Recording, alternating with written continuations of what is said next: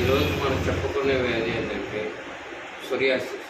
Psoriasis అనేది దీన్ని auto immuno disease అంటారు ఇంగ్లీష్లో. ఇది ఎక్కువగా చిన్నపిల్లల్లో వస్తుంది, ఏజ్ పెరిగిన వాళ్ళు వస్తుంది, మధ్య వయసులోనూ వస్తుంది. దీన్ని చేపతో పోల్చారు. ఎందుకంటే మనం సొరియాసిస్ పేషెంట్ ఇటంటే రుద్దితే పొలుసులు లేక రాలుతుంది. అదిగో అట్లే చేప కూడా మనం రుద్దామంటే దాని నుంచి పొలుసులు రాలినట్టు దీన్ని సొరియాసిస్ అంటారు. అదే కాకుండా ఇది రావడానికి మెయిన్ కారణాలు ఒకటి మనం తీసుకునే ఆహార మార్పులు, ఒకటి రెండోది అంటే కెమికల్. ఏదైనా మనం చేసే వర్క్ ప్లేస్లో కూడా యాసిడ్ అలాంటివి మన బాడీకి టచ్ అయినా వస్తాయి. మళ్ళీ ఇంకొకటి ఏంటంటే లేడీస్ ఎక్కువగా డేట్స్ రెగ్యులర్ కాకపోవటం వల్ల వాళ్ళు హార్మోన్స్ ట్యాబ్లెట్స్ ఎక్కువగా వాడుతూ ఉంటారు. అలాంటి వాళ్ళలో కూడా ఈ సొరియాసిస్ లక్షణాలు ఎక్కువగా కనపడుతున్నాయి. ఇది కూడా రక్తంలో మార్పు వల్లే జరుగుతుంది. దీంట్లో కూడా వాత, పిత్త, కఫ 3 దోషాలు ఇన్వాల్వ్మెంట్ జరుగుతూ ఉంటాయి. దీంట్లో ఈ సొరియాసిస్ కానీ ఎక్కువగా క్రానిక్ అయ్యిందంటే ప్రతి జాయింట్స్లోనూ పెయిన్స్ రావడానికి ఛాన్సెస్ ఎక్కువ ఉంటాయి. ఏ విధంగా అంటే మనకు కానీ కీళ్ళ సవాయి అంటే రొమాటిక్ ఆర్థరైటిస్లో ఏ విధంగా పెయిన్స్ వస్తాయో అట్నే ఈ సొరియాసిస్లో కూడా పెయిన్స్ రావడానికి ఎక్కువగా ఆస్కారం ఉంటుంది. అందుకనే దీన్ని సొరియాటిక్ ఆర్థరైటిస్ అంటారు. ఇది ఎక్కువగా కూడా ఇలాంటి కేసులను మనం ఎక్కువగా కూడా ఏ విధంగా ట్రీట్మెంట్ చేయాలంటే ఆయిల్ మసాజ్ చేయటాలు కానీ ఇలాంటివి చేయకూడదు. దీనికి మెయిన్ మనము చక్రధార చేస్తాం.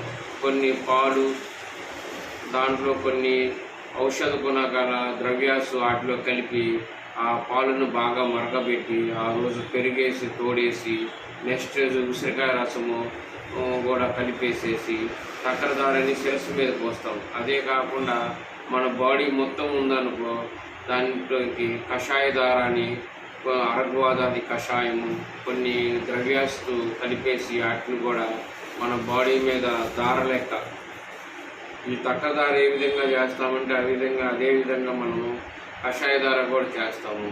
దీంట్లో సప్త ధాతుస్ అన్ని ధాతుస్ ఇన్వాల్వ్మెంట్ జరుగుతాయి. రస, రక్త, మాంసం మీద అస్థి మధ్య ఈ అన్ని ధాతుస్ కూడా నరిష్మెంట్ జరగవు. ఎక్కువగా ఈ పేషెంట్లు ఎక్కువగా బాడీ కూడా డెవలప్మెంట్ అనేది ఎక్కువగా జరగదు. వీళ్ళలో ఆకలి కానీ విరోచనం కూడా మందగించి ఉంటుంది. గ్యాస్ ట్రబుల్ కూడా మన అగ్ని అనేది కూడా మందగించి ఉంటుంది. ఇలాంటి వాటిలో ఇది ఎక్కువగా పుట్టుకతో కూడా కొంతమందికి బై బర్త్ కూడా ఈ సొరియాసిస్ అటాక్ అయి ఉంటుంది. వీళ్ళు పుట్టుకతో కూడా చాలామందికి సొరియాసిస్ అటాక్ అయి ఉంటుంది. అదేవిధంగా వయసు పెరిగే వాళ్ళకు కూడా ఎక్కువగా ఈ కలర్స్ మనం తలకి తెల్ల వెంట్రుకలు వచ్చినాయని అడిగి కొన్ని కెమికల్స్ కలిపిన ఈ కలర్స్ను కూడా తలకి హెయిర్ వేయటం వల్ల కూడా వాటి ఎఫెక్ట్ వల్ల కూడా మనకి సొరియాసిస్ రావడానికి కారణం అవుతుంది. అదే కాకుండా మనం ఈరోజు రకరకాల షాంపూస్ మనం టీవీలో చూసేసి వాటిని కూడా వాడుతున్నారు. వాటి రియాక్షన్స్ వల్ల కూడా ఈ సొరియాసిస్ రావడానికి ఆస్కారం ఎక్కువగా ఉంది. అదేవిధంగా కూడా ఈ సొరియాసిస్ వచ్చిన వాళ్ళు కొంతమంది ఇది అంటువ్యాధి అనుకుంటారు, కానీ ఇది అంటువ్యాధి కాదు. అది వాళ్ళు దానివల్ల ఇతరులకు కూడా ఏమీ ఎఫెక్ట్ ఏమి జరగదు. కాకపోతే ఈ పేషెంట్ ఎక్కువగా మానసిక ఒత్తిడితో బాధపడుతూ ఉంటాడు. ఎందుకంటే ఇది ఎక్కువగా మెంటల్గా కూడా డిస్టర్బ్ చేస్తూ ఉంటుంది.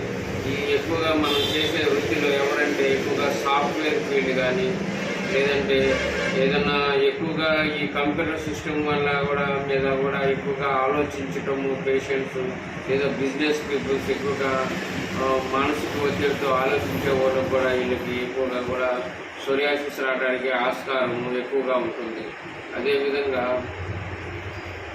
ఈరోజు ఏంటంటే ఈ సొరియాసిస్ వల్ల మిగతా కంప్లైంట్స్ కూడా రావడానికి ఛాన్సెస్ ఎక్కువగా ఉంటుంది. దీనివల్ల రక్తహీనత, రక్తం కూడా పర్సంటేజ్ తగ్గిపోవటము, దీంట్లో మన బాడీలో ఇన్ఫెక్షన్ కూడా ఎక్కువగా రేజ్ అయిపోవటము, వీటి వల్ల కాళ్ళలో జిగురు కూడా అరిగిపోవడానికి ఆస్కారం ఎక్కువగా ఉంటుంది. ఈ సోరియాసిస్ వల్ల ఎక్కువగా చాలామంది చిన్న వయసులో వచ్చింది అనుకో, మ్యారేజ్ కానీ పిల్లలు కూడా చాలామంది సఫర్ అవుతారు. ఎందుకంటే